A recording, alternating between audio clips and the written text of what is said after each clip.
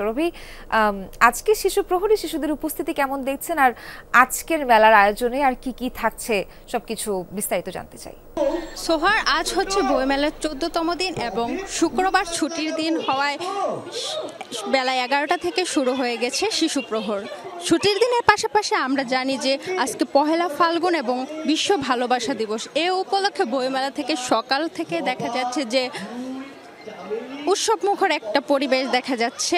প্রথমে আমি বলে রাখছি যে শিশু প্রহরে বিগত বছরগুলোতে সবচেয়ে বড় আকর্ষণ ছিল সিসিমপুর, কিন্তু হালুম টুকটুকি যাদেরকে শিশুরা টিভি পর্দায় দেখতো তাদেরকে শিশু প্রহরে এসে দেখার একটা সুযোগ ছিল, কিন্তু এবছর বইমেলায় সিসিমপুর থাকছে না।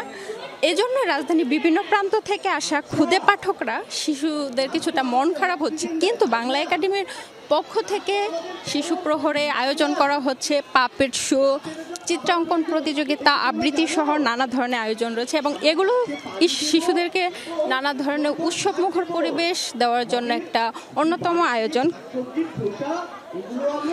শিশু চত্বরে খেলাধুলা শেষ করে বাবা মার হাত ধরে বিভিন্ন স্টল ঘুরে বেড়াচ্ছে শিশুরা।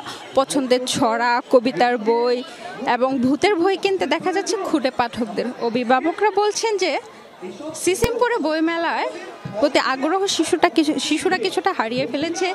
শিশুদের বই এবং মেলামুখী করতে সিসিমপুর সহ অন্যান্য ধরনের আয়োজন এবং উদ্যোগ চলমান থাকার কথা, কিন্তু পাপেট শো পেয়ে শিশুরা অনেক আবির্ভূত হয়েছে।